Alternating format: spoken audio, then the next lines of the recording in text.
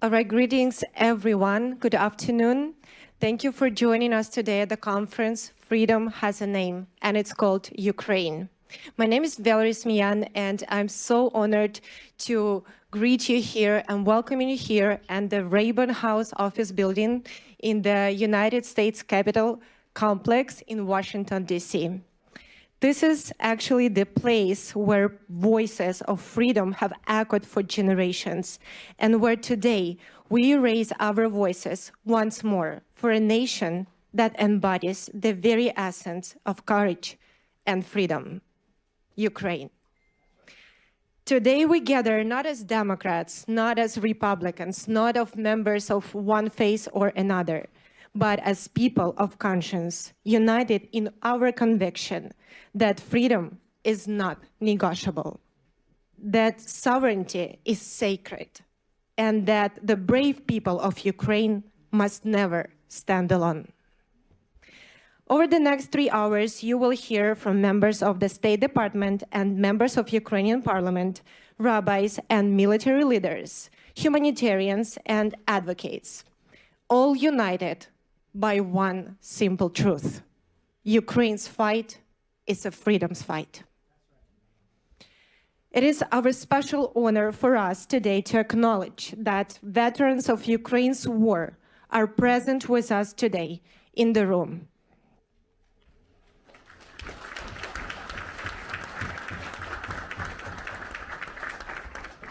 Those who have courageously defended Ukraine's freedom, our dear heroes, we extend to you our deepest respect and appreciation.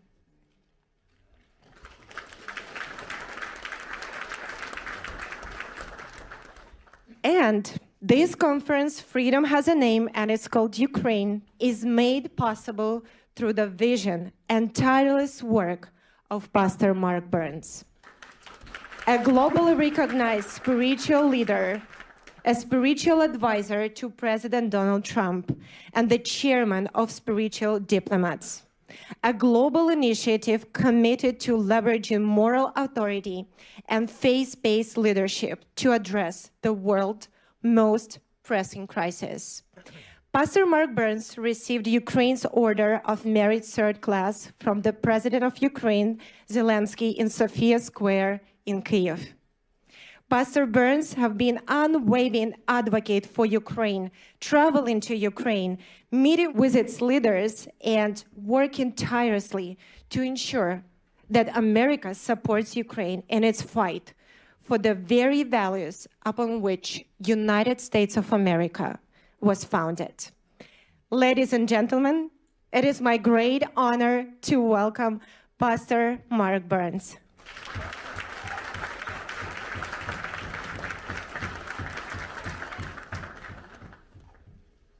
Wow. Well, first of all, give yourselves a big hand clap for being here, because you're telling the world you stand for freedom. I said give yourself a big hand clap because you're telling the world you stand for freedom. Freedom has a name, and it's called... Freedom has a name, and it's called Ukraine. It's called Ukraine. That's why we're here. We're here because people are dying. People are freezing. Mr. Mayor, so happy to see you again. Power is out. And it is no time to have champagne. This is no time to have drinks, cocktails. It is no time to pat ourselves on the back, while men and women of Ukraine are right now dodging drones that are hovering over them every single day, while little children are being killed just to go to church, while women have been raped by the evil, vicious military called Russia, led by an evil man called Vladimir Putin. Here, here. This is no time to congratulate ourselves. That's right. When I talk to the president, I remind the president constantly of how the evil atrocities that are happening. We're going to hear from some of them today, right here. Of a parliamentary member of Congress, Ukrainian congresswoman. It's going to be here. Yuli is going to teach to us. Going to tell us exactly what's happening on the ground. We may sit back and read reports about it, but some of these people that are here today are living it every single day. We are not here to celebrate. We won't celebrate until there's a real peace agreement, long-lasting peace agreement with real security measurements to protect the sovereign nation called Ukraine. I can't hear nobody. I don't need you to be soft or quiet today. I'm telling you, I say it everywhere I go. Pretend like you're at a black church today, okay? And I need you to talk back to me. I got one person ready to go to the gates of hell. I got any real fighters here who are ready to say, we won't stop until the bombs stop dropping in Ukraine. I can't hear nobody. I can't hear nobody. That's why you're here. You're here because you're saying, I'm not choosing party sides. This has nothing to do about whether I'm a Democrat or a Republican. This has nothing to do about whether I'm called a liberal or a conservative. This has nothing to do about the left or the right. This has everything to do with the human right of a nation called Ukraine. Are y'all hear what I'm telling you? The people that we've asked to come here today, these leaders who are standing in the gap, and they are here they've been fighting this fight for a long time. When the president of Ukraine President Zelensky gave me a medal, I felt so ashamed. I felt ashamed. Felt like we haven't done anything. Let me say, I don't deserve this. So many people, the real heroes, some of you are in this room right now. You've been fighting this fight for years. You saw it coming. While people were quiet, while people were silent, you saw the maneuvers happening. You saw the spirit of the python begin to circle itself around the neck of Ukraine. And you were screaming, hollering from the mountaintop, and nobody was listening to you. Lord have mercy. What they're listening to you now. Okay. And we're going to do everything in our power to continue as spiritual diplomats. Yes, sir. To never become silent on the issues that are happening in the world. Amen. I don't care if MSNBC stops reporting about it. That's right. I don't care if CNN stops reporting about it. I don't care if it's popular today, because you understand politicians, they pick up things because it's popular for the moment, and then they put it back down when they don't need it anymore. People are dying right now in Ukraine. Preach. Come on now. Tell us. Yep. Are y'all hearing me? Yes, sir. Yes, sir. That's why we're here. Yes. And I'm here to remind the media. I'm here to remind you. This message belongs to you. Yes. For those of you who are sworn in as spiritual diplomats, and some of you are in this room right now, you're in here because you're sworn in spiritual diplomacy. And I tell you, for those who, people ask all over, how do I get a pen? It's not a gift. It's not something we just give to people. It's a commitment. You swear in. You swear in. You take an oath that you are willing to stand for the voiceless. You will use your position of power and influence to speak for those that need an advocate. Yes. That's what you're swearing to. You're not swearing to a party. You're not swearing to allegiance to a person. You're swearing allegiance to an ideal of peace. That I don't care what color you are. I don't care what race you are. I don't care what your religion is. I don't care what your gender is. I don't care what your social status is. Whether you come from an Ivy League school or you got a GED like I did. That's right. Come on. I got God. I built a multi-million-dollar business, though, just so you know. Just for y'all who looking at me kind of sideways.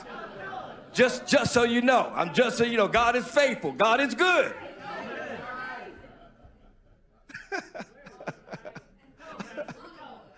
God, he will do it. He will. But I'm telling you this, there are millions of people in Ukraine that's not getting that opportunity. Yeah. So I don't want, Mr. Ambassador, for us to celebrate each other. This ain't a time for joy. We will laugh, but it is a time to remember our brothers and sisters right now, Bishop, that are in the freezing cold in Kyiv right now. They are in the freezing cold in Bucha right now. Power outages are going out right now. President Zelensky would have been here, but he can't leave the people that are happening right now in Kyiv. I said, sir, you stay where you are. You be the inspiration where you are, because right now what's more important is that your people never lose hope. And I'm telling you right now, the people of Ukraine are not losing hope. That's right. No, they're not. But we need your help to continue to echo this message. That every camera you can get in front of, every interview you can do, anyone that will listen to you, talk about the message of Ukraine. Remind them that we here in America, we value our freedom. We believe in the red, the white, and the blue. We believe we are the home of the brave, the land of the free. Thank you. There's a clap there.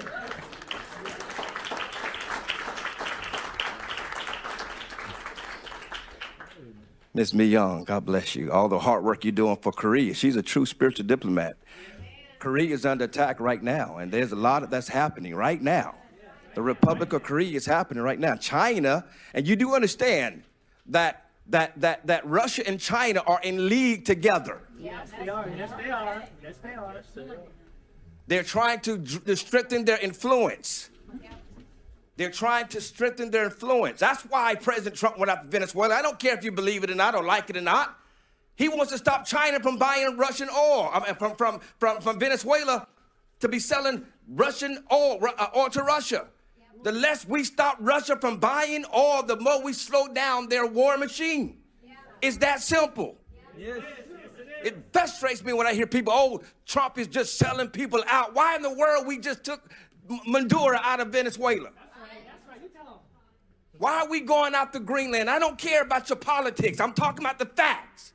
I'm not here to promote one man's ideology. I understand that some may disagree how it's happening, but we're trying to stop Russia from planting submarines up there that's continuously funding the battle that's happening in Ukraine. Do you understand this? And if we don't, and if we don't stop Russia, they will continue to attack Ukraine. They will go after Georgia. They will go after Moldova. They will go after NATO. And here we are in World War III. That's what's at stake. That's when I say supporting Ukraine is America first. It is America first.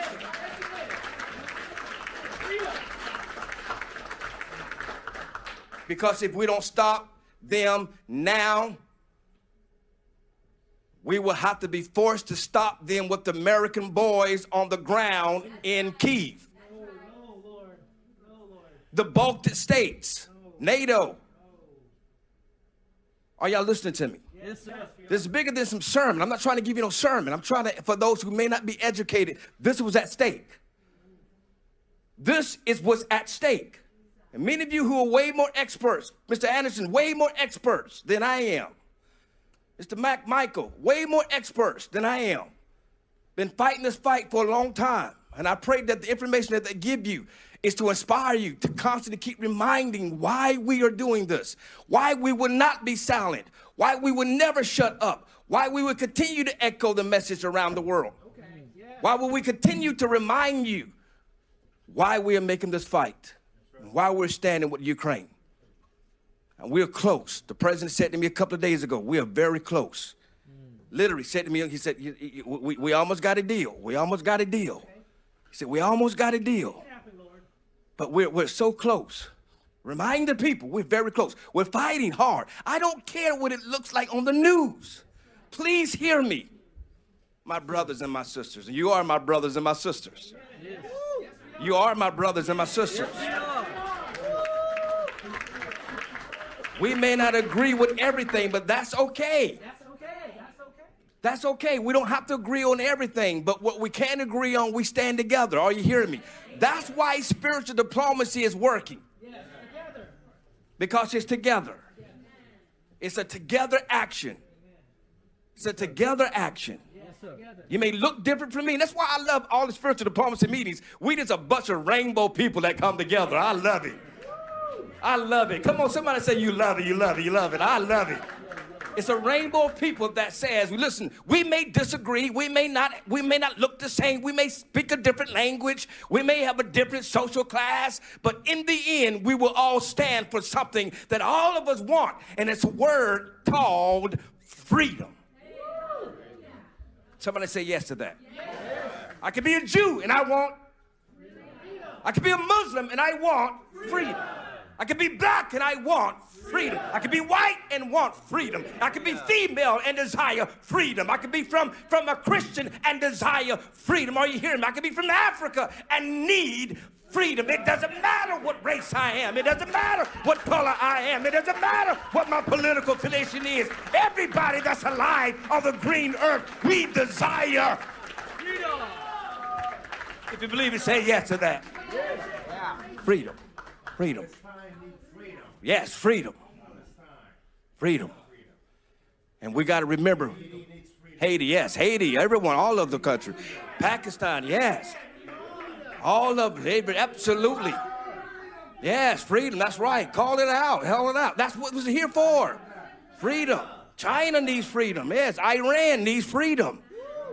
North Korea needs freedom, that's right. But can't you? It needs freedom. And that's the point that I'm trying to make to you. That's why we're here. So, I'm going to be done preaching. I'm done. I'm getting out the way because you got a lot of great speakers that are coming up. A lot of great speakers. I want to give a shout out to ALLATRA for helping to make this happen. Can we honor them? Marina, Miss Valerie, our boss. That's what we call her. Amen. Miss Olga, I think she's out there in the back. But everybody's working so hard to make these things happen. And so, again, just as not to be inspired, yes. But now what we're going to do with this inspiration, we're going to get to work. Right now, people are asking me, how do I get a spiritual diplomacy pen? Right? I don't have a lot of them today. I have some, but I'm just saying to you, there is a commitment that goes with it. And those who are willing to make that commitment, maybe by the end of this event, we can, for those that desire to be come and take on the oath of a spiritual diplomat, then we can swear you in. But we'll try our best to get to that. But it's a true commitment. I beg you. You understand? As I said to you before, yes, if you just want to take a picture, then I don't need you. I don't want you. If you don't want you. If you just want to put on social media and say I was here at the conference and just brag on social media, you keep your keyboard warrior yourself at home because we don't need you. But if you're a real fighter, you will go to the front lines. You will go to where we need to go. You may lose friends over it. You may not be popular because of it. But that's who we're looking for. And that's what we're going to continue to do for Ukraine. And you're going to hear from some great, amazing experts up here. I'm so grateful for each and every one of them that are here. Some flew a long way from Kyiv to be here, from Ukraine to be here. And so I'm going to get out the way. I want to hear from all of them. So I want you all to be inspired because they inspire me. And there's much work to do. Slava Ukraini.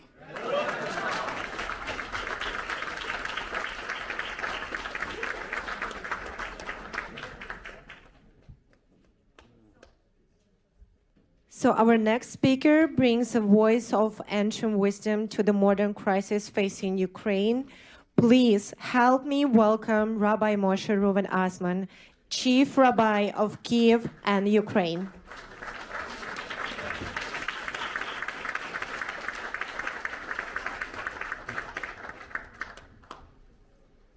Dear friends, thank you everybody that coming here. Thank you, Pastor Mike Burns, that you are a real patriot of Ukraine. And from the first time that I met you till now, you know, and God take you to the right place. I would like to say you that I ask to Pastor Mark Burns to come to Ukraine, and he agreed. He came, and he saw with his eyes what the Russian criminal regime made in Ukraine. It's Bucha, Irpin, Borodyanka. People was murdered there. I saw his heart was broken, and after this he talked. We have meeting with the religions representative, all religions in Ukraine, and they brought him truth. How many Ukrainian children was stole to Russia? How many religion buildings was destroyed? How many priests was killed? How many? What Russia did in Ukraine? And his heart was. He decided to come back to America and to bring truth to here. That all people in America know truth.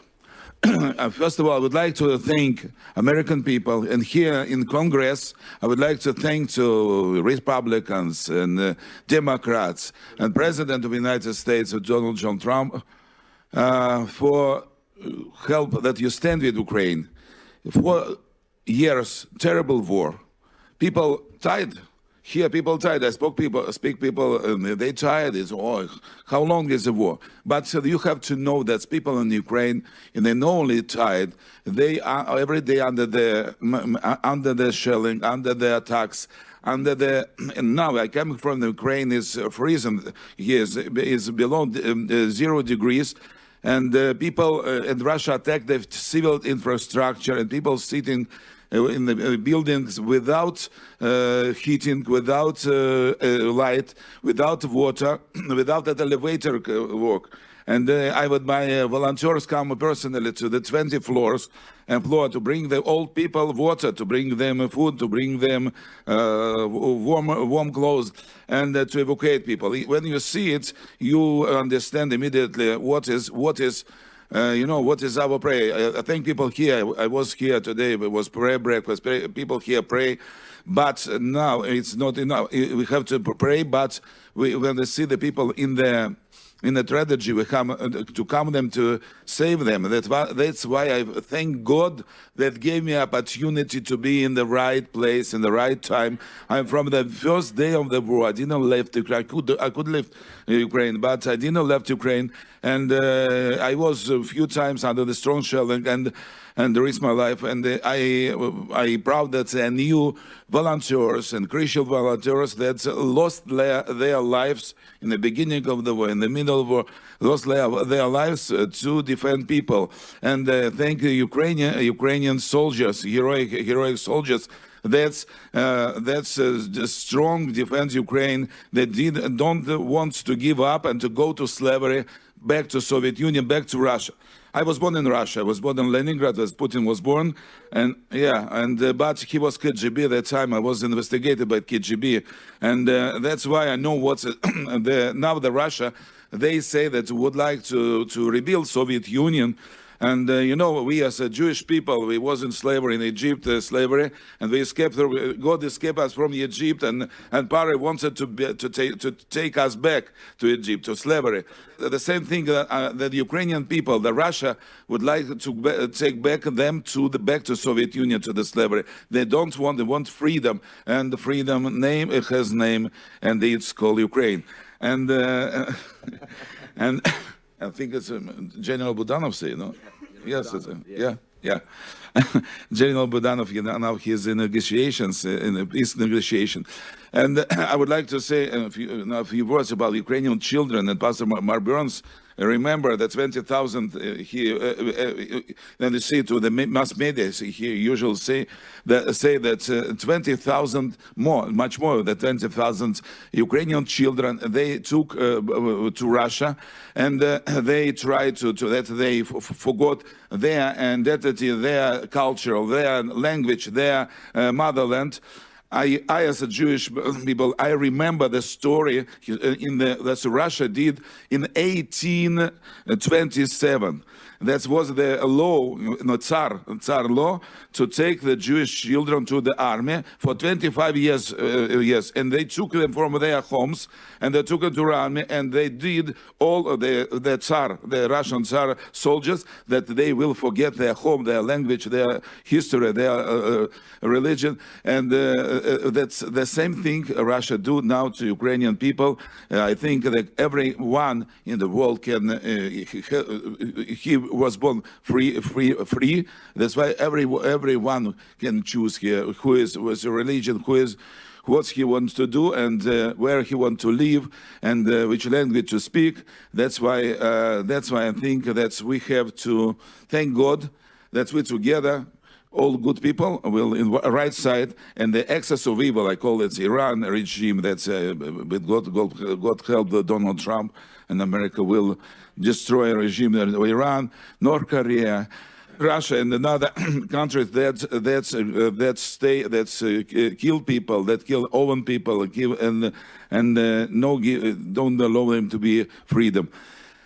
Thank you very much to Pastor Mark Burns to invite me. God bless you and all people here that stand with Ukraine. And I would like to, I continue to bring people to Ukraine. I ask people, please come to Ukraine, see by your eyes what's happened there. And I think here I have to be one. I just speak with one young businessman, Jordan Kestelman.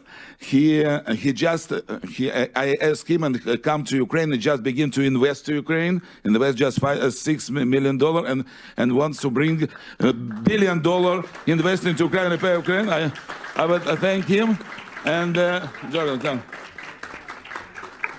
And today they say, yes, I continue to invest to Ukraine because I believe that Ukraine will be restored, will be good country, free country. Thank you very much. God bless you. God bless America. God bless Ukraine. Thank you.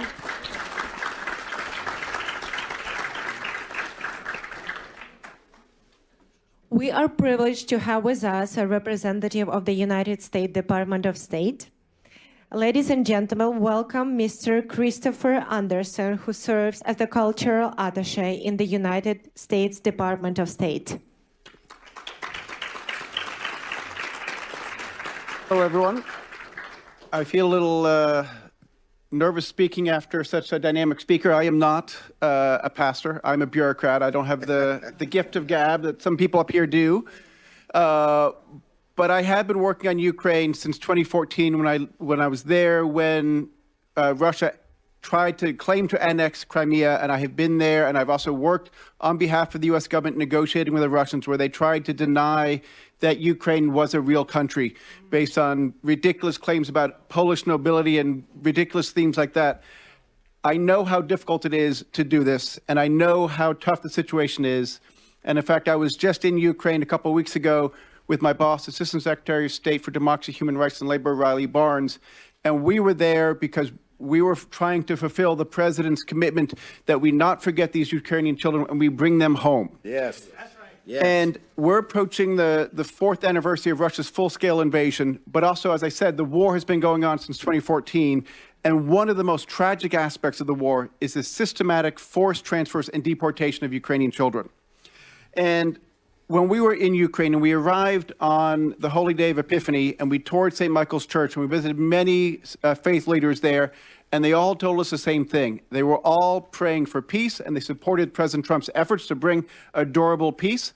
And they also talked about the strong tradition of religious liberty and freedom in Ukraine, the strong tradition of freedom there, but also that the threats they were facing. But we also met many children who had returned from Russian occupation, and they told us some truly horrifying stories. And I just want to share a few of those stories with you. And the kids we met told us how under Russian occupation, they could not live, they could not be Ukrainian. They had to deny their existence as Ukrainians. They had to pretend to be Russians. They were not allowed to practice their faith as they wished, as they believed, and they could not speak their language. They could not be free, in other words. And we met with First Lady Zelenska, and she told us another story of a brother and a sister. And they were in Russian-occupied territories, and they were deported into Russia proper, and they were separated. This brother and sister who have a family who want them, but they were separated. The boy was bullied and told his family didn't want him anymore, that Ukraine was full of Nazis, and was just bullied relentlessly, and he had tragically took his own life. The sister was unable to go to the funeral, and they then put her in an orphanage for children with behavioral difficulties. I will tell you, I would be disturbed too if I had to endure such horrific circumstances. And so they are keeping her in an orphanage in Russia, even though her family wants her back, and the Russian government is denying that effort. And then we also heard of another story who was living in occupation, and they refused to let him speak Ukrainian, and they were teaching him Russian and getting him ready to serve in the army. And then with the help of a group called Save Ukraine, he was able to escape and return to Ukraine where he could be free again. And there are well-documented reports that these children are subject to re-education, a phrase that is incredibly chilling and is in the line of Korea, Soviet Union, Iran, all those sorts of horrible states. And these children are blocked from contacting their families, and they are told lies that Ukraine does not exist. And then I also want to tell one more story that we heard about a family where they were removed from occupied territory and forced to go through filtration camp, another chilling word. And the father that we heard about had a Ukrainian tattoo, and the Russians tortured him and burned off the tattoo because it showed the symbol of Ukraine, and they didn't like that. And then the daughter was forced to live on her own, and she never saw the mother again. And we don't know what happened to her, but she considered herself a Ukrainian, and that was unacceptable to the Russians. Now, these are horrible stories, and these are not isolated. There's well-documented pattern and practice of this by the Russian government. But what we did note is the bravery of the Ukrainian people, and particularly these children, was truly inspiring. And we cannot forget those children, or we need to get them home. And so I just want to close by echoing President Trump and First Lady Melania Trump's promise. We are dedicated to guaranteeing the safe return of Ukrainian children to their families, and that is unwavering, and we'll do everything we can to bring them home. Thank you.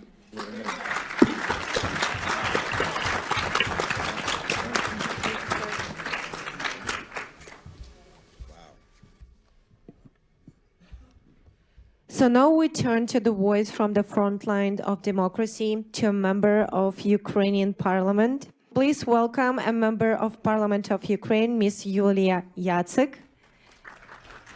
Yulia, будь ласка. Ladies and gentlemen, dear colleagues, dear friends, today I stand here in front of you.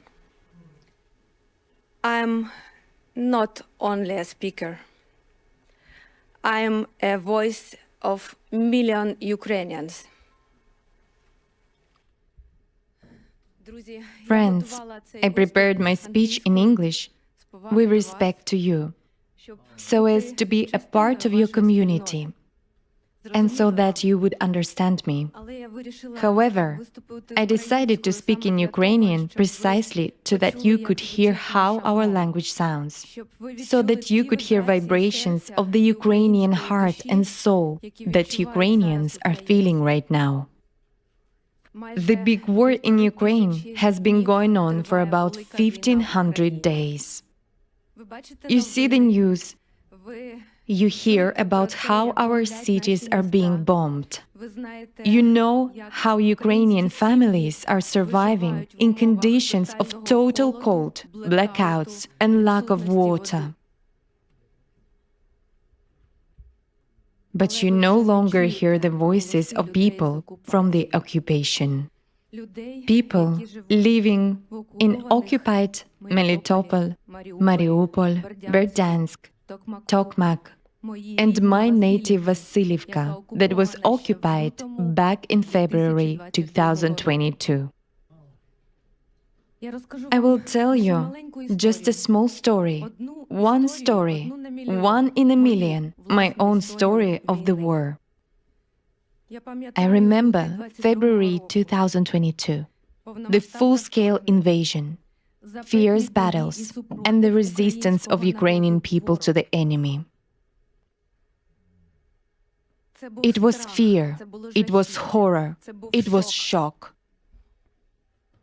The roads were blocked, stores and hospitals were shut down.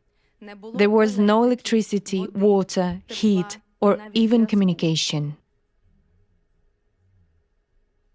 My team, volunteers, military personnel, and clergy helped people from the occupied territories and the combat zone to evacuate. It was a road of life under shelling. To those who stayed, we brought water, food, medical supplies, and power generators. But in 2023, Russian authorities banned entry and exit from the occupied territory. The occupiers forced Ukrainians who remained in their homes to obtain Russian passports. If you didn't get a passport, you would receive neither a pension, nor a job, or a salary. Your children wouldn't go to school, and you wouldn't get into a hospital. The Russian Occupation Authority created nearly 100 camps and torture centers for Ukrainians in the occupied territories.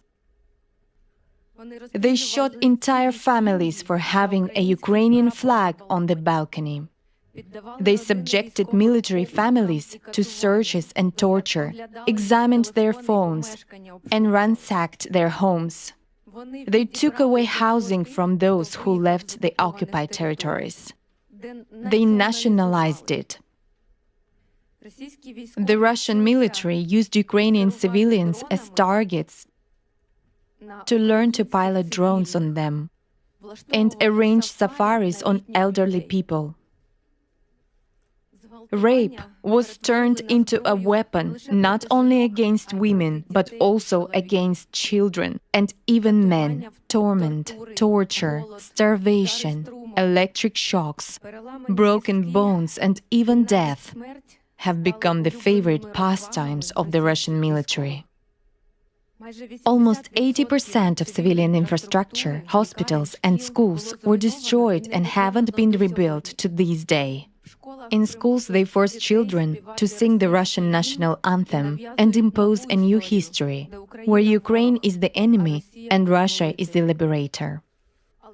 But most children study secretly online, in Ukrainian schools, and continue learning their native language in their own schools. Because of the destruction of hospitals, people cannot receive proper medical care and are forced to travel to Melitopol or even Crimea. Therefore, they die on the way, even from minor injuries.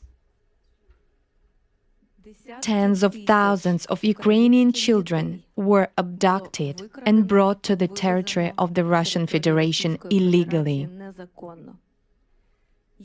They were placed in re-education camps. Today, I was asked, what freedom is to me? I showed you my own story so that in this single story, 1 in a million, you would see a human life, a traumatized human life. Freedom for me means returning home. It's the opportunity to walk down my own street and open the door of my house. It's the opportunity to bring my parents back to our house. My dad hides his pain by painting pictures.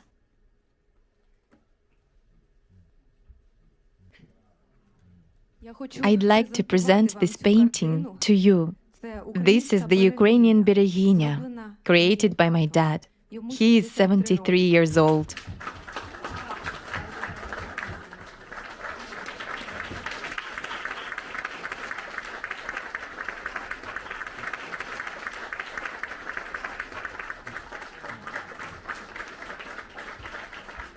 It's a symbol of female power, the power that protects Ukraine, our homes, our children, and our native land. It's about women's love and desire for peace in our country. So, concluding my speech, I understand my time is up. I want to say that it's very important for me to be here and now among you, because Ukraine is fighting for freedom and those very democratic values that are cultivated by the United States of America and all European countries.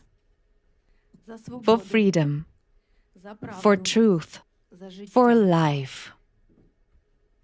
This is our common struggle. After all, God acts through the hands of ordinary people. Because peace is not a dream. It's a very difficult, definitely not an easy path, step by step, hand in hand, with prayer in our hearts, together. Together, our voices are strong.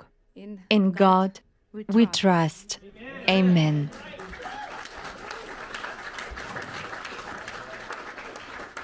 And God hears us. God bless you. Thank you. Thank you.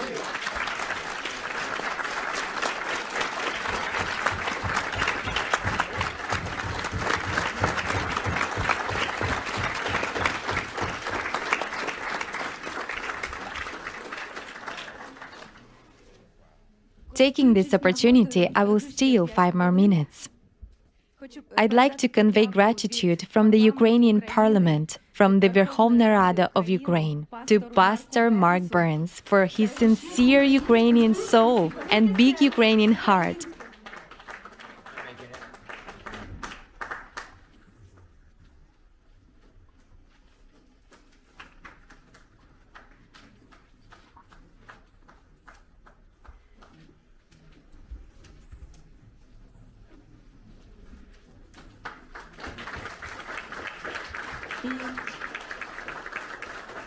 And I also want to convey gratitude to Captain Gary Tabach, an American military man who fights for our victory every day on the Ukrainian front. Thank you, Gary.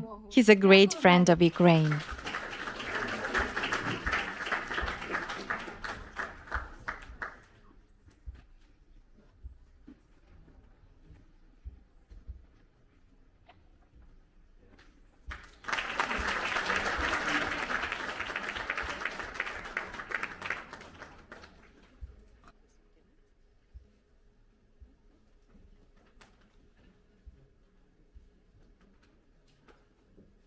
Thank you very much, Yulia. And next, I'm proud to introduce Captain Gary Tabach, a retired United States Navy captain who has dedicated his life to service, honor, and the defense of freedom.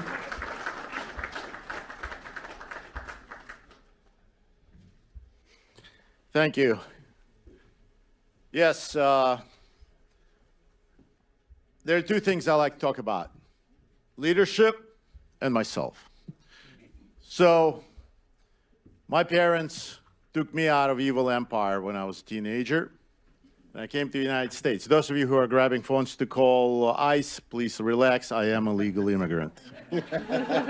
So, after a couple of years in the United States, I heard President Reagan talk about evil empire. I knew it was evil empire. I did not know at that time how to fight evil.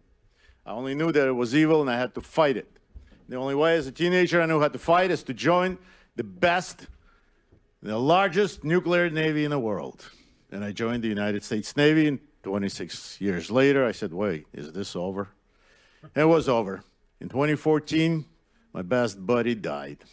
I went to Israel. I leaned my forehead against a wailing wall, and I saw a note. I opened up my eyes. I was talking to God, and I'm not a very religious man. And I saw a note there says, pray for Ukraine. I knew who Russians are. I knew how evil they were. I remembered the words of President Reagan. I said, I'll go to Ukraine just for one day, take one wounded soldier out of there. I showed up there, and I'm there for 12 years already. And people ask me, why? Why are you doing it? You were born in Russia, you're a Jew. What is that in Ukraine? I couldn't answer it. Could never answer it except it was the right thing to do. It was the right thing to do to help people that are being killed and murdered by the people I know that can do it very, very precisely. And then I had hope. I thought I was the only one that was doing it. Nobody could understand me.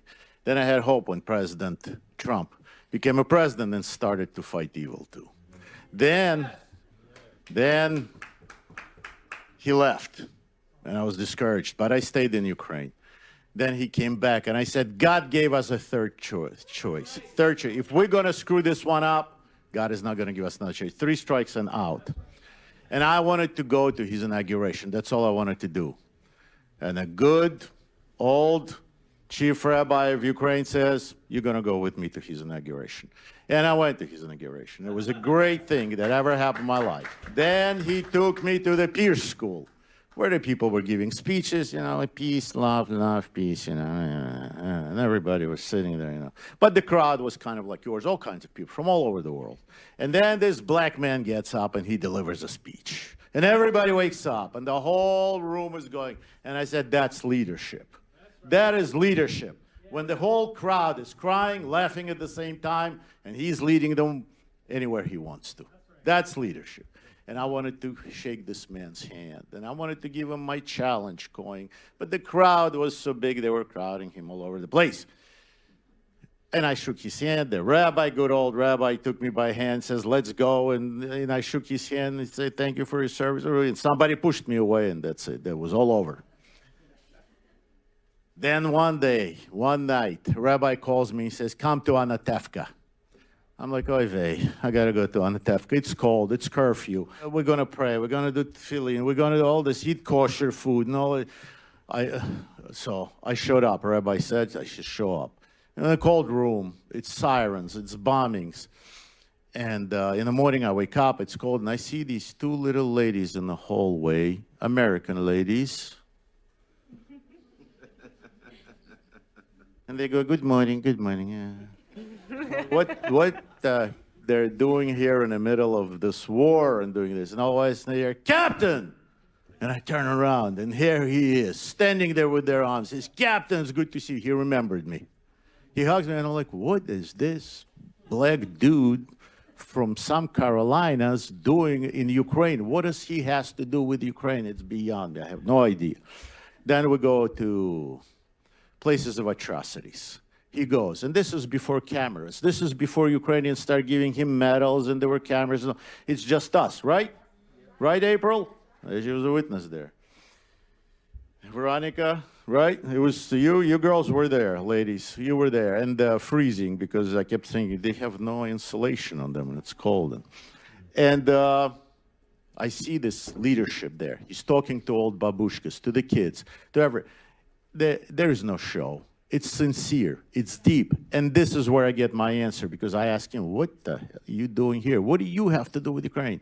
That is because we're fighting evil. Because my people were victims of evil. His people were victims of evil. Our people were victims of evil. And we, people of leadership, cannot sit there and watch others die and freeze to death. We have to be all together.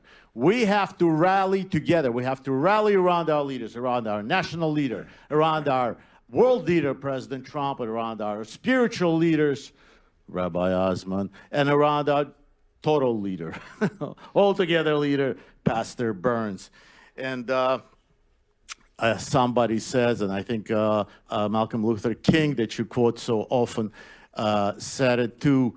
It's attributed to many people. All that evil needs to win is to have a lot of good people do nothing about it. And it's a leader who's going to say, no, stop. It's not going to go through me. You're not going to go through while we're on the watch, right? But give me an amen. Give me an amen, Pastor. Give me an amen. I'm going to be a black preacher doing it. Yes, you are. We all do. And as a slave, Ukrainian slave, Ukrainian recruit, soldier slave as well, but a very talented poet, a very famous poet, and an artist, Taras Shevchenko, said, fight and you shall win. Fight and you'll be successful, and we're going to fight. Yes. We're going to fight. We're going to rally around the people who are going to be, and I'm very, very proud that I can stay shoulder to shoulder, back to back, with Pastor Burns, with President Trump, fighting that evil. Unfortunately, Pastor, I cannot fight any longer the way I used to do. I cannot hold a weapon in my hands anymore. But you give me another weapon. You give me a spiritual weapon. So I want to return the favor. I want to return the favor. I want to present you with my weapon. Unfortunately, I couldn't. I almost got arrested because our Capitol Police told me I cannot bring a weapon into this building, so my friend smuggled just the sheath. But this is a Ukrainian Cossack saber. That is actually our Marine saber. You can look it up. Is similar to it. Hurrah! Exactly. And when I'm going to salute the good pastor, and I'm going to present that with him, I want you all give me a hoorah. Okay. You want to drop down your face and give me 20? Come on! Give me a hoorah! Hoorah!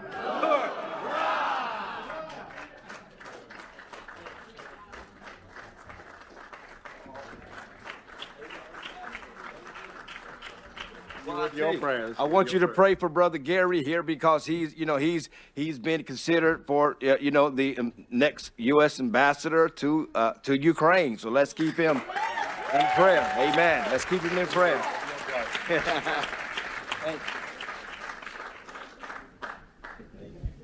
Be a hoorah for my brothers in arms.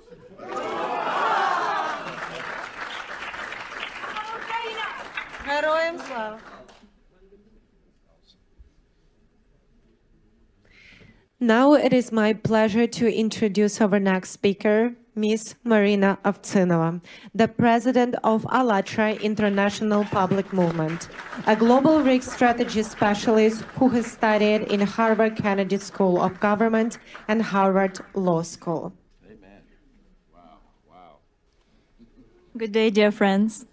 It's such a pleasure to see you all here, representative of different beliefs, different political views, different nationalities. It's such a big pleasure to stay here in front of you and deliver a very important message. As a president of ALLATRA International Public Movement, we are so grateful for this opportunity to be here. And we are grateful to Pastor Burns for everything he is doing for the entire planet, for every single person, because he has unique ability. He developed very, very important initiative, spiritual diplomacy.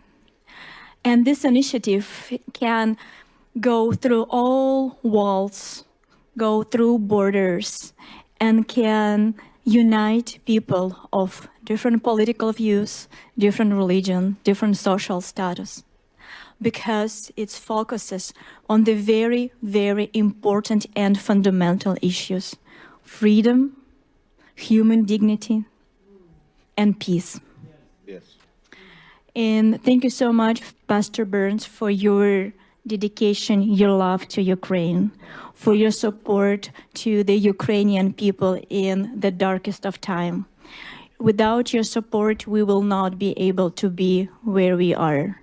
So the fight for Ukraine is going every single day, and we understand that it's not only the front line, it's everywhere. The front line for Ukraine is everywhere. Here in the Congress, in the Senate, in the churches, Yes. in a public meeting, because that's the fight, not only Ukrainian fight, it's our fight. Because like Pastor Burns choose the name for the conference that we're here, freedom has a name and it's called Ukraine. And that's absolutely true. So if we lose that fight, we lose the freedom in the entire world. And knowing that I will be able to talk and my voice will be heard by millions of people, I would like to say something very important. But before I proceed, I would like to say something simple and something human. So for those of you who travel here, I truly hope that your family are safe, your children can sleep peacefully. And in your neighborhood, the most disturbing sound is the sound of barking dogs. So nothing else. So that's very, very important. And unfortunately, I would like to take you out of this comfort zone deliberately, because you need to understand Ukraine. You need to feel Ukraine in order to support it.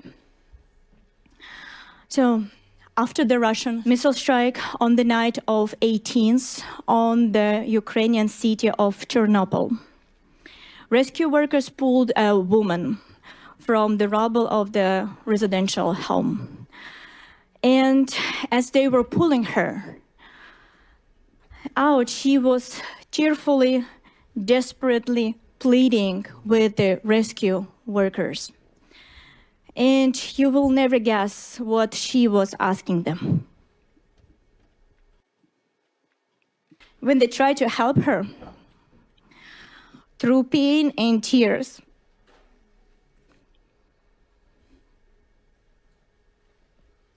Bless your heart. Bless your heart. she was keep saying, "Don't save me. I beg you. I just watch my son burn. My God. And I need to hear you this one more time. A mother being pulled from the ruins of her own home, begging the rescue not to save her life because her child was just killed before her eyes. And here what's happened next. Ukrainian mother began to share this on the social media, not for the fame, not for the political purposes, but to share the message that from now on, every night they will sleep with their kids.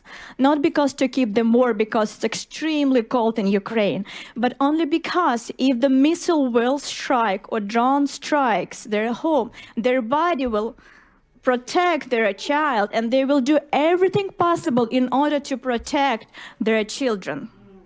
And that's the essence of Ukraine, protection. You need to understand that there is something that do not end with Ukrainian mothers. Protection is the nature of the Ukrainian nation. This instinct, this first desperate, beautiful instinct to protect is everywhere in Ukraine. So Ukrainian volunteers create the point of invincibility, shelter with warmth, with electricity, where everybody who needs help can come and will receive the help. And these volunteers create those shelters for the people that they don't know. They do it to protect.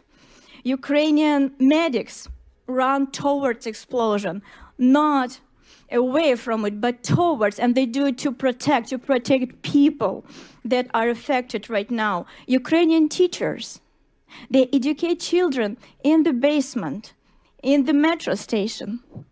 They do that because they understand they want to protect the future of Ukrainian nation. And the Ukrainian soldiers, sons, daughters, fathers, and mothers stand on the front lines not for glory, but so that people behind them can live one more day.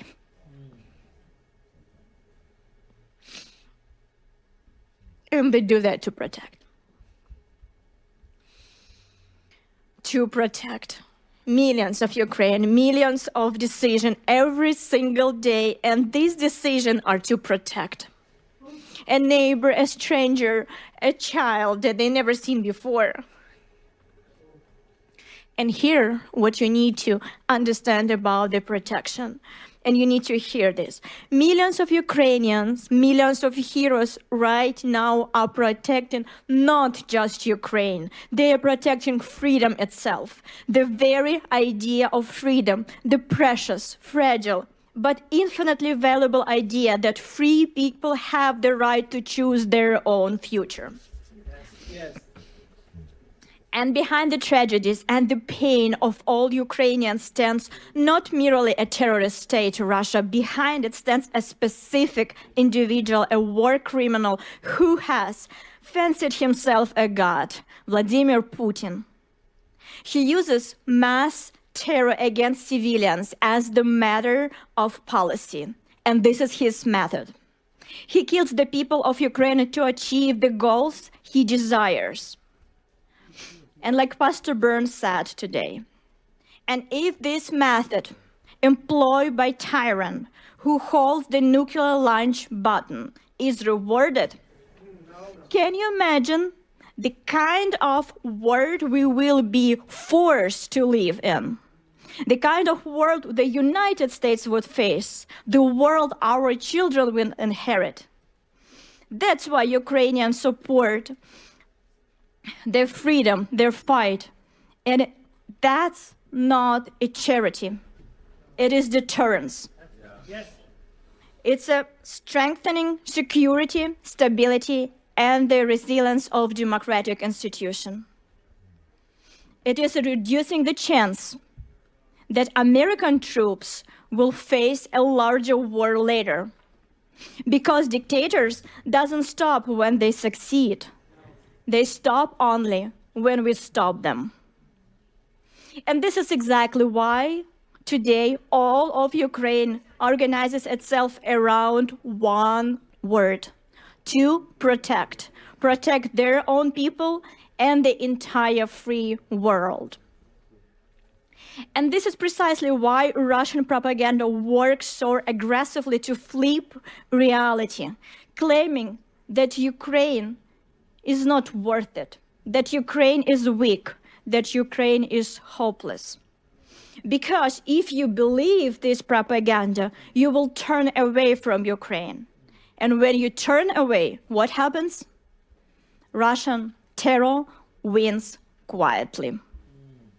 Through disinformation, lies, and fabricated narrative, the aggressor seeks to weaken Ukrainians' allies and partners' support.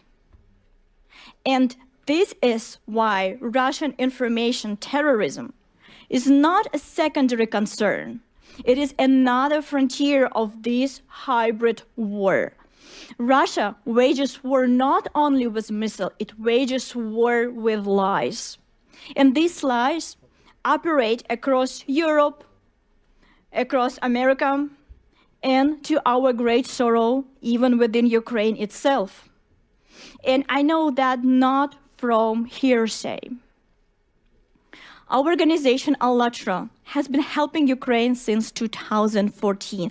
Our Ukrainian volunteers serve on the front lines, work in evacuation center, volunteer on humanitarian mission.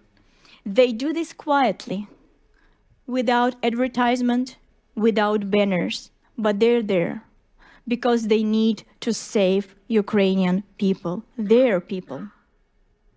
And here in the United States, ALLATRA do everything possible to help Ukraine, interacting with Congress, Senate, State Department, and of course, our scientific and human rights work is supported around the world too.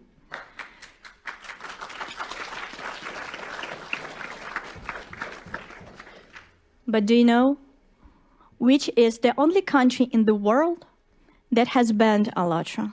Can you guess? Russia. Of course, Russia. The only country where our volunteers systematically persecuted, tortured, thrown into prison. Russia. Why?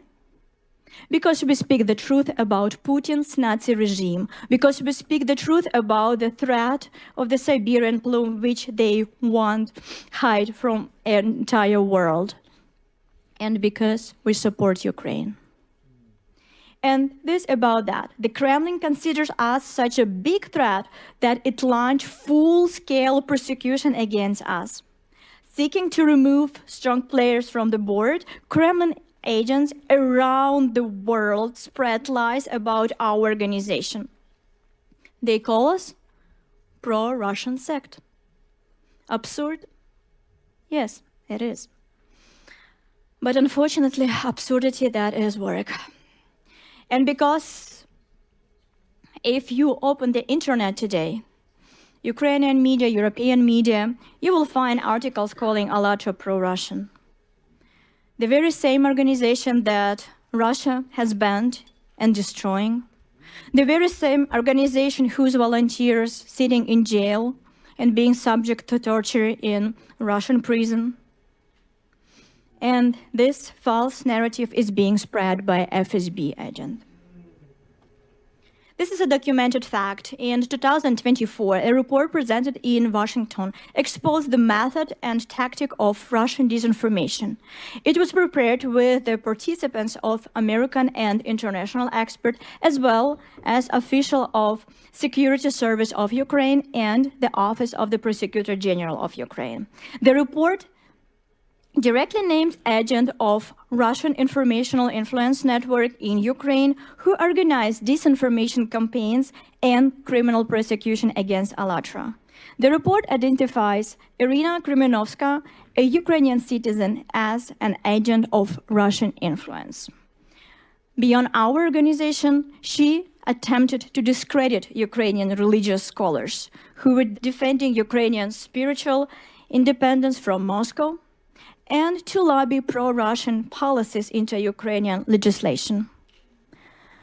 But she's not alone, it's a network, we need to understand that. So there is no single player. So these FSB agents have infiltrated in Ukraine institution. They influence journalists, they spread Russian disinformation throughout society. But here's what's important. Ukraine, despite all of that, is a real democracy.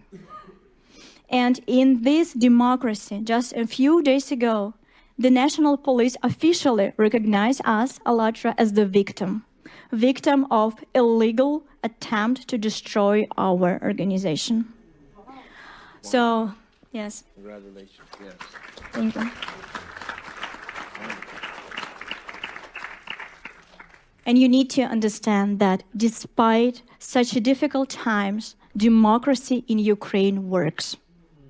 Truth break through. But agents of Russian influence have not stopped. They operate not only in Ukraine, but in Europe, and unfortunately here in the United States as well. And they continue to spread Kremlin's propaganda, which unfortunately you often hear in the media. That's why when you hear that Ukraine is divided, that Ukraine is losing, the Ukrainians want to surrender, or ALLATRA is the pro-Russian or pro-Putin sect, please remember that. You need to understand that what you hear is the Putin Russian propaganda. And I ask you, don't believe it. Instead, believe Ukrainian mothers who protect their children from Russian drones and Russian missiles. Believe Ukrainian volunteers who deliver medical supply under the fire, and Ukrainian field medics who perform very difficult operation under the drone attack without electricity. Believe ALLATRA volunteers who are supporting Ukraine and being tortured in the prison in the Russian Federation.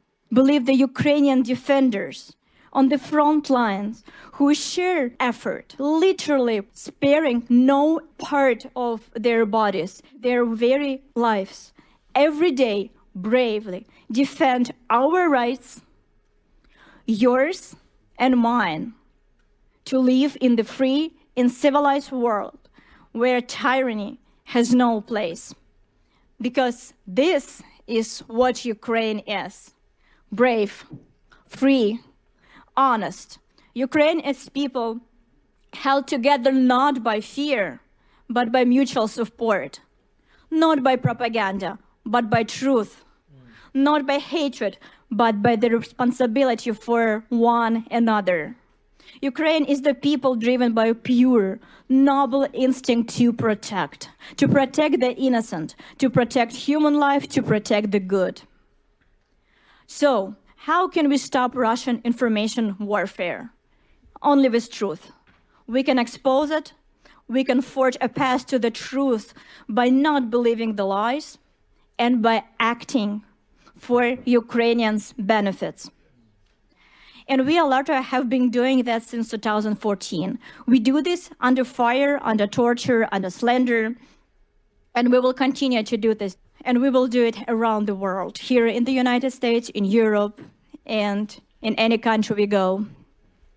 We will fight for Ukraine's future, defend her rights, her choice, and her freedom. And here I want to return to the man who does this every day, who does so much for Ukraine and who made this very event possible. Pastor Burns, we remember your words when you came back from Ukraine and you spoke honestly and openly that before you went to Ukraine, you were thinking as the Russian propaganda gave you the information. But after you went there and you saw it with your eyes, you changed your mind. And from this point, you will never believe the propaganda that Russian authorities spread. Here also. And the very important moment that people around the world support your initiative. And they support you because you are the one who not talks, but who acts. One small step that you made is far greater than millions of hours of empty talks. And I know that Pastor Burns is a very modest person. And I would like to share something that he would never share by himself. So, you know that Pastor Burns is the only one pastor in the world that has support of representative of all religion and all denomination. And even more, the atheist also supports him.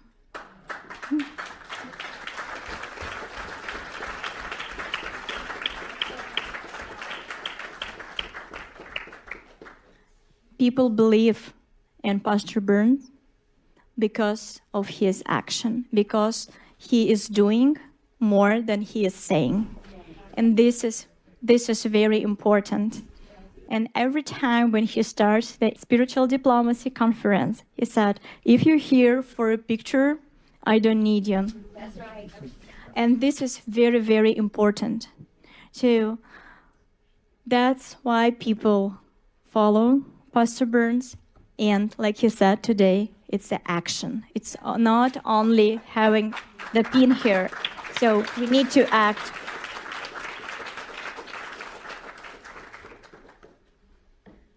And we really, really appreciate your support of Ukraine. It's very, very needed today. So that's why keep working and we will support you in all the action. So today we had a lot of different speakers and we heard different parts of Ukrainian life. And I was really touched by Pani Yulia, representative of Ukrainian parliament. And I truly, truly believe that the sound of Ukrainian voice that you heard today, you bring home. So you will remember this melody, the melody of the spirit of freedom, dignity, and the protection. Unfortunately, right now, in order to protect their freedom and freedom of the entire world right now, Ukrainian nation paying very, very high price. They pay with the life of their children, the families, the future of the families. we need to understand that they're paying this price not for themselves, but for us, for the international order that provides your children with safety. We need to understand and remember that when Ukraine stands firm, the idea stands firm that power does not give the right to destroy your neighbor. When Ukraine holds, the principle holds that a human being matters more than the imperial ambition of one tyrant. And that is why this war is not just a war over territory.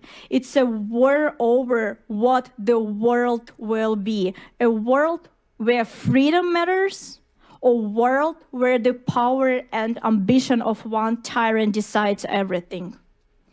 Now, dear friends, I want you to think and leave you with this. Ukraine today is fighting for all of us. And when our grandchildren will ask us, what did you do when the fate of freedom was being decided? I truly hope that the answer of each of us will be, we stood with Ukraine. Glory to Ukraine. Slava Ukraini. Героям слава!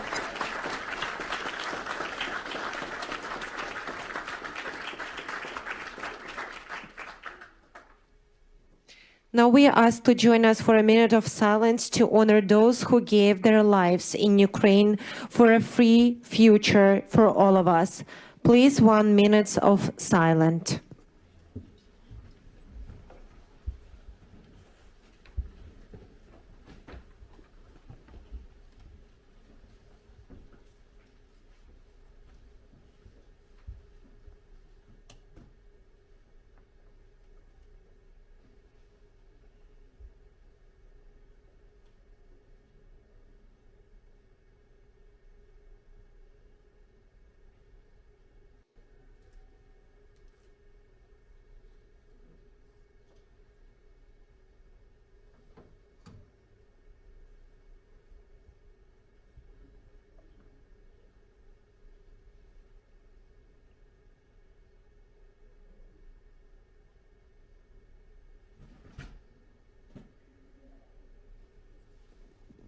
Thank you very much. Now let's proceed.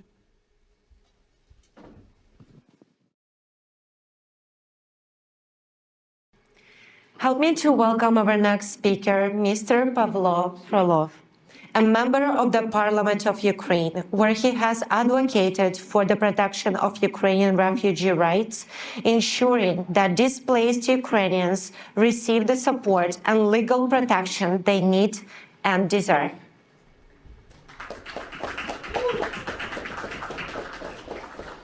Thank you very much, Pastor Burns, Marina, for the invitation. Dear friends, it's an honor for me to speak to you today. People of different faiths, nationalities, and political views are gathered here around one shared value, human dignity. The words "freedom has a name, Ukraine" are not a slogan. They describe real life. Yes. Today, Ukraine is defending not only its land, it is defending freedom itself, a principle without which there can be no peace and no justice. We must be honest with ourselves. Good decisions are only good if they actually save lives, not only in theory, but in practice. I often think about what Russians feel when they launch missiles and drop bombs, killing children, elderly, destroying energy system, leaving families without heat in coldest winter. Some may believe they are serving a greater cause. Others may think they are simply doing their jobs. And this is the tragedy of propaganda, when millions are taught to accept suffering and death for people who share faith but not citizenship. We have to fix this. Yes. I was born in Kryvyi Rih in southern Ukraine. For many years, people there had a generally positive attitude toward Russia. Almost no one believed that Russia was capable of what it is doing today. But there were people who understood the true imperial nature of that state. My colleague Sergei Yankovsky in 2008 warned that a large-scale war with Russia would come. I remember the most intensive dispute in my life. He told me that war was inevitable. I refused to believe it. Sadly, he was right, and in just 2 weeks, we are about to enter the 5th year of this full-scale war. Spiritual diplomacy speaks to conscience, where traditional diplomacy focuses mainly on interests. It reminds us that human life, truth, and compassion are not optional. They are the moral foundation of any policy. Faith leaders and moral voices help humanize the reality of this war. They move our focus away from numbers back to people. In the case of Ukraine, spiritual diplomacy strengthens solidarity with civilians and the oppressed. And most importantly, it does not allow the world to become used to evil. Years of war have brought enormous destruction to Ukraine. According to a joint assessment by the World Bank, European Commission, United Nations, and the government of Ukraine, the cost of recovery and reconstruction reached $524 billion by the end of 2024. It is 1.75 times higher than the total value of frozen Russian assets in the West. It is also equal to 11 annual pre-war budgets of Ukraine. And I want to stress this clearly. This figure includes only material damage. It does not include the damage to human life, health, and dignity. In the Ukrainian parliament, I serve as the head of the Commission on the Right of Internally Displaced Persons, that is IDPs, and other war victims. My colleagues and I work with those who need help the most. This includes 4.5 million IDPs inside Ukraine, 6.9 million refugees abroad, about 6 million Ukrainians living under occupation. More than 6 million Ukrainians have lost their homes fully or partially. To understand the scale, this is roughly the population of US state, Maryland or Missouri, or entire population of Bulgaria. The world has not seen such destruction since the Second World War. At the same time, much has already been done. Ukraine has become the first country in the world to launch an international compensation mechanism for war victims before the war has even ended. Within the framework of the Council of Europe, the International Register of Damage for Ukraine has already been created. The Compensation Commission has also been launched and is expected to start reviewing victims' claims next year. In Ukraine, we are doing everything we can to help people survive the war. We have implemented dozens of state programs to support more than 1.5 million of most vulnerable people. There is still a great deal of work ahead. Helping victims of the war is not a temporary charity. It is a long-term moral and social responsibility for the Ukrainian state and for our international partners. Now, the most important thing for us is to establish a sustainable, long-lasting and just peace. Peace means more than a ceasefire. It means restoring lives, communities, and human dignity. But recovery is impossible without security. If the aggressor keeps the ability to attack again, rebuilding turns into endless repairs under constant threat to new destruction. Ukraine's struggle reminds the world that freedom always has a human face. When moral voices stand together, suffering can be turned into hope and solidarity into peace. The ideal end of this war would be a transformation of Russia through the collapse of its imperial essence, or through nuclear disarmament that would eliminate blackmail and future aggression. This is not realistic under current conditions. So we must act now to ensure that Russia does not have the resources to continue this war. This means severely limiting Russia's financial and technological capacity through strong sanction, export control, and real enforcement. Arming Ukraine so that the cost of new aggression becomes unbearable for Russia, and building a lasting system of support and deterrence. We believe that forces of freedom and justice stand with Ukraine. We are very grateful for the effort of President Trump and Congress to stop aggression. Please do not let fatigue win. Fatigue is exactly that the aggressor is counting on. Our shared resilience is the path to a just peace. Slava Ukraini. And Mr. Pastor Burns, I want to invite also you to Ukraine, to the parliament, and Marina. Thank you very much. Thank you very much.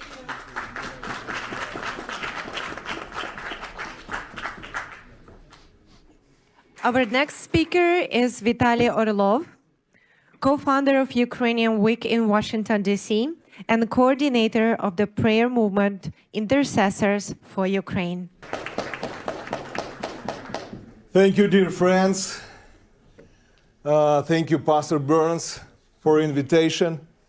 For me, it's a big privilege to be with you here today. And today, Ukraine is going through incredibly difficult times. If we could put the presentation on the screen. Because weak leaders lead to hard times. Hard times bring leaders together and make them strong. Strong leaders lead to easy times. And, unfortunately, easy times lead to weak leadership. Unfortunately, these are the consequences of weak leadership. When voices needed to be raised for the truth, for Ukraine, against the dictator sitting in the Kremlin. Today, thousands of cities and villages in Ukraine are in this kind of condition. Why? Because we are at the epicenter of a spiritual battle. And as it says in the Bible, the light shines in the darkness, and the darkness has not overcome it. Today, Iranian drones, which are assembled in Russia, are bombing Ukrainian cities, just as they once bombed Israel. Ukraine is on the front line today, on the border between Christian Western civilization and Eastern dictatorial civilization, where there's no complete freedom. How evil has united. Today, it is necessary for spiritual people, Christians, to unite as well. And we are very grateful to Pastor Burns for raising his voice for the truth. Churches are also under attack in Ukraine. Russia has destroyed or severely damaged more than 700 churches in Ukraine. In the Ukrainian territories occupied by Russia, they are seizing church buildings. On the left side is a Baptist church in the city of Melitopol, which the Russian army seized and turned into a military museum. And there are hundreds of churches like this. Wherever Russia comes, they raise communist idols and monuments again. They cut down crosses and put their flags in their place. Over these 4 years, the Russian military has killed 70 Ukrainian pastors and priests. This is my friend Yuri, a pastor who came to his church in Kupiansk for morning prayer. As soon as the prayer service ended and the people left, he stayed behind. Then an aerial bomb hit the house of prayer right into the church and killed Pastor Yuri. This is a spiritual battle. So today, we need to raise the voice of spiritual diplomacy in order to clearly understand that what Putin and the Kremlin bring is death and the destruction of Christian shrines. Today, Russia is investing $2.4 billion in the United States in its propaganda to spread lies about the situation in Ukraine. We often hear that there's no freedom for churches in Ukraine, among other lies. This photo shows the central street of Kiev, where 500,000 Christians gathered to praise God. Ukraine has the largest prayer breakfast movement in Europe, second only to the United States. Last year, Pastor Burns prayed together with President Zelensky at the National Prayer Breakfast. Today, Bible readings and prayers take place regularly in 90 government offices. This is a spiritual battle, and for spiritual victory, we need to raise the voice of prayer and the voice of spiritual diplomacy. And today, we have presented each of you with my book, Great God in the Terrible War in Ukraine. It's specifically about the spiritual causes of this horrible war. In conclusion, let me say that last year, Verkhovna Rada of Ukraine voted to establish a national day of prayer at the legislative level. On February 24th, we will pray together for Ukraine, as a whole country, everyone together, from the president to the children. And today, I would like to officially invite Pastor Mark Burns to come to Ukraine on this very day.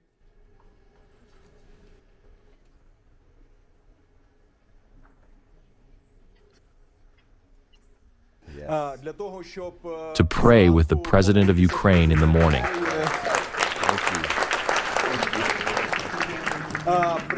To participate in a solemn prayer gathering in the Ukrainian parliament, and to be with Ukrainian people on this difficult day.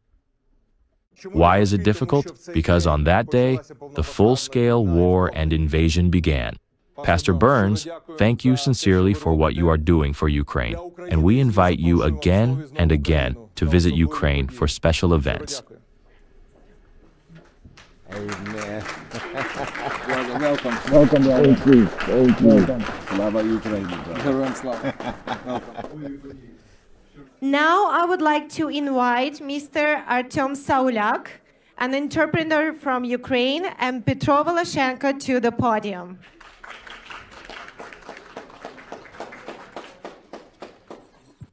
Good day, ladies and gentlemen. Let me thank you for being here, for all supporting our country and our people. Many thanks to the organizers of this event, Marina, her team, and Pastor Burns for his prayers and support. Thank you so much. I've been an entrepreneur for 20 years. We have a family business in Ukraine. And I want to convey to you how hard it is for our entrepreneurs and our employees to work when Kiev and the entire Ukraine are being bombed, yet they still get to work, and work nonetheless. I'm here to thank all of you for such support, for everything you are doing, especially Pastor Burns.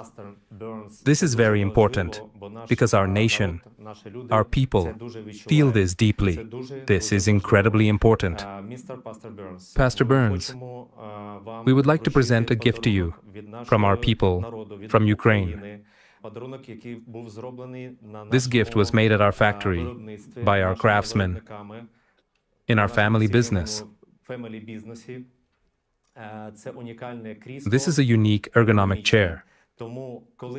So when you sit in this chair, you will remember about our Ukraine, about our people and our employees who go to work every day and are working right now, while Ukraine and Kiev are being bombed.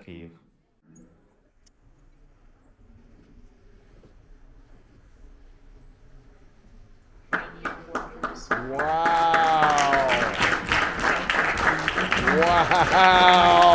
Wow! Oh, wow! That's for me? Oh, my Lord! This chair is made entirely by hand, by our Ukrainians, by our employees. Wow. Oh, yeah.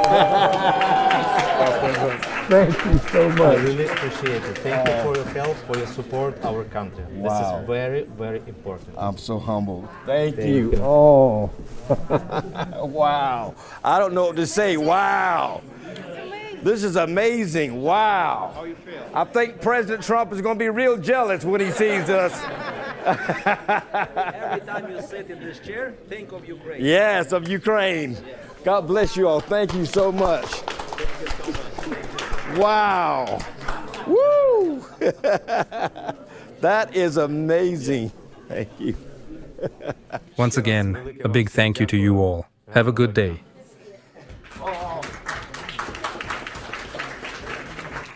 Good afternoon. First of all, I'd like to thank Pastor Burns for his tremendous work.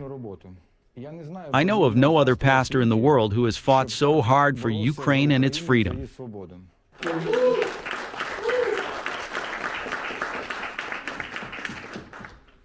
I believe if all pastors in the world had united in a single diplomacy, like in the Spiritual Diplomats initiative, and stood as a united front for freedom across the globe, then only truth would prevail in the struggle.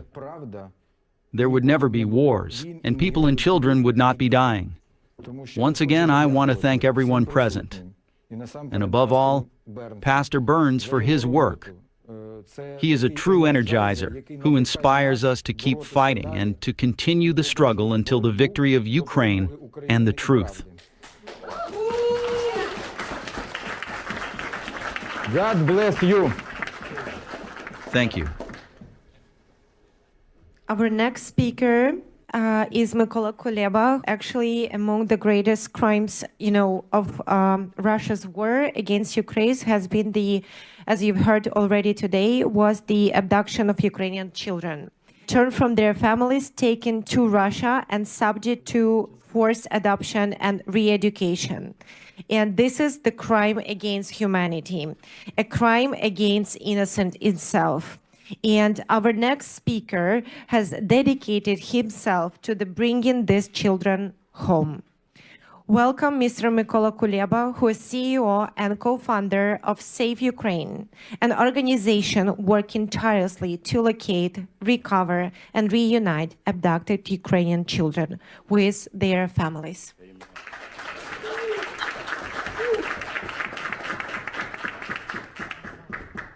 Dear friends of Ukraine, distinguished guests, I'm very honored to participate. Thank you, Pastor Burns. And if you can show a video first, I'll be so grateful, and then I'll speak. The Russians stole my child's childhood. I didn't see my son for 2 years and 7 months. Over 19,000 Ukrainian children have been abducted and taken to Russia, and over 1 million remain trapped in Russian-controlled territories. Russia's strategy to erase Ukraine as a nation is to wage war on our children. That's why they are tearing families apart, featuring younger children in catalogs before they disappear into orphanages or Russian families, while older youth are turned into Russian soldiers and sent to the front lines to fight against their own people. Those who were rescued testify that even in kindergarten, Russians train children for war to fight against Ukraine and NATO. We will fight for every child who remains under occupation or has been taken to the Russian Federation. Every rescue mission requires careful planning and coordination. Save Ukraine's team stays in constant contact with families, from the very first call to the long-awaited reunion with their families. We do whatever it takes to bring them home, no matter the danger. And in those hugs, in those tears, you can see how much they've suffered, what the children endured, and what their relatives went through as they searched, unable to call or bring them back. Thanks to our partners' support, we built the Underground Railroad and rescued 1,135 children. Our mission is to bring them home, reunite them with their families, help them heal from their trauma. our work is far from over. Thank you for helping our family reunite. After 3.5 long years apart, I finally got to see my child again. And finally, we are together again. Thank you, friends.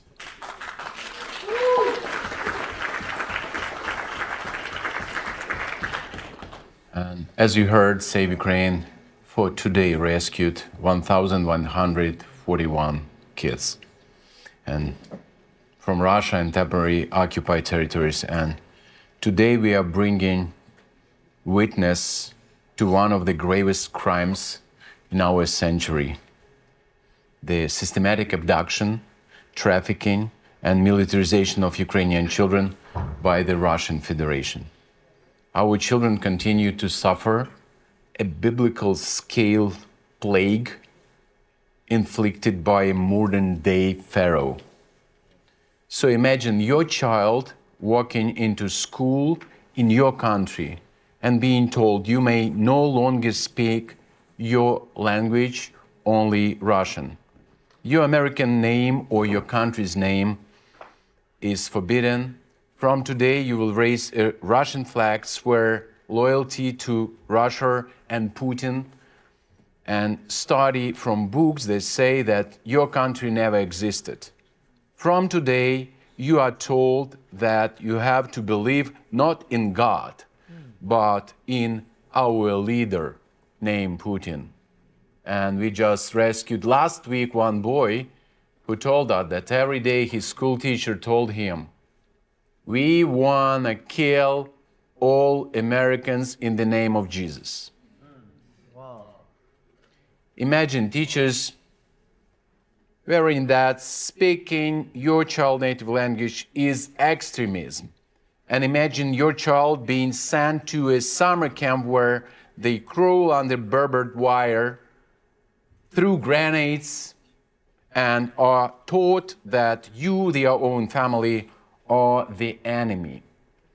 At least 20,000 children have been abducted by Russia. They have been militarized or deported to Russia and trafficked into Russian families. The Russians have made it very difficult to track our children. They are stripped of their names, birthday, language, faith, and families. This is a deliberate strategy to erase their identities and Ukraine's future. More than 1.6 million Ukrainian children are now imprisoned behind Russian new Iron Curtain that has descended across Ukraine, and they indoctrinated to believe that the USA and NATO countries are the true enemies which they have to fight now and forever. Save Ukraine is providing a full spectrum of services to children in need, from organizing dozens of dangerous rescue missions inside Russia and occupied territories, across thousands of miles through the Underground Railroad. It continues with the holistic medical, mental, and trauma recovery and safe and safer integration of children and families into local Ukrainian communities. Save Ukraine has documented testimonies of each of the 1,141 children we have rescued. It is clear that Russia's efforts are designed to hurt and destroy entire families. Punishment for resistance is severe and deliberate, intended to instill fear. They describe streets filled with Russian soldiers, armored vehicles at every corner, and parents terrified to let their children go outside because the military presence is everywhere. 15-year-old Sasha told us how one day Russian soldiers grabbed him off the street, put him in a truck, and forced him to dig trenches every day. Girls constantly report harassment and intimidation by Russian soldiers. Homes are raided at any hour of the day or night. Children tell us they must keep their phones clean at all time, deleting messages, photos, anything that could reveal their Ukrainian identity, because a single image or conversation can lead to brutal consequences. I just talked with one boy who'd been rescued from Lugansk under 11 years of occupation, and he told he was really afraid to go outside his house. It is 11 years of life in constant fear. And I'm asking you to continue your prayers. I can tell you tons of stories about how children suffer in occupied territories, and still hundreds of thousands of children in Russia's trap. And we need your prayers, and please stand with us. We believe that this war for our children, for our families, and we want to pray together every day, and we believe that God will protect us. Thank you very much. Thank you, Pastor.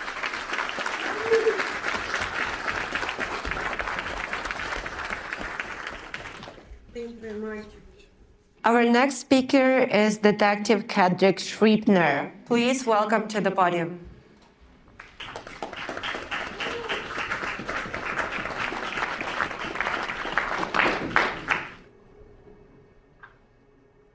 Thank you, Pastor Burns, for allowing me to come and speak. My name is Kedrick Scribner, and I'm the founder of the Kedrick Scribner Foundation. We support the widows and orphans of the fallen heroes of the Nigerian police force. And when you talk about widows and orphans, in Ukraine, I've seen the devastation. Do you know what it's like especially being in law enforcement, doing death notifications? But with what I'm seeing in Ukraine, it is horrible. And the families that are left, torn apart, children displaced, that just burdens my heart. Yeah. And I'm praying for the widows and the orphans, because when you lose a father, when you lose a husband, you have to fend for yourself. You have to protect the children if they're still there with you. And it's just a horrible thing. So I pray with all of the Ukrainians. I pray with the widows and orphans. And I just pray that you pray with me as I pray with them. Also, Pastor Burns, I will do a donation. Oh, wow. To the orphans. So thank you so much for this opportunity. God bless you all. And please pray for the widows and orphans of Ukraine. Amen. Thank you, sir.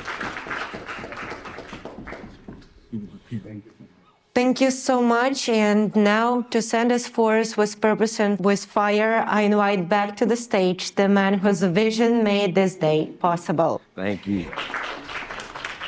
A spiritual leader that believes that faith without action is incomplete.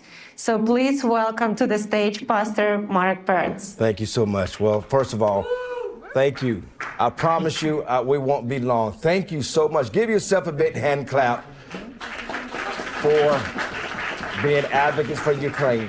And I see so many wonderful faces, so many spiritual diplomacy pins that are out there. It means a lot that many of you who already had one from our first event showed up today. And that means a lot to your commitment. You're not just talking about it, you're being about it.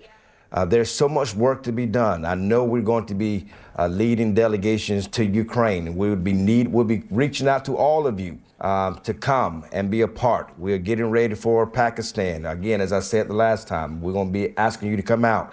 But also here in America, we're leading a delegation to Chicago. Right here in the United States of America, there are issues with lead, and there's issues with mold, and so we're needing all of you spiritual diplomats who are strong, and you have a voice, and you want to actually help in the communities around the world, including here in the U.S. We'll be calling on to you. You'll be getting text messages, and you'll be getting emails. Make sure you respond, and let us know that you're making yourself available. Again, thanks so much to ALLATRA and to all that they're doing, Ms. Marina, the president, and Ms. Valerie, director of communications. all of the wonderful speakers that came from all over the world and those who are supporting Ukraine. And again, the hard work that those are doing. Miss Olga's out there from Creative Society. And again, spiritual diplomacy is not just a word. It's an action. It's a verb. And we need you to join the team. Right after this is over, for those who were not able to pin, I will quickly, briefly pin as many that have already taken the oath of office, and so that way we can dismiss. But again, thank you all so much. We got so much we got to do. Thank you all for being here, for being a spiritual diplomat. God bless you all, and I hope to meet you all real soon. God bless you. Thank you. Thank you.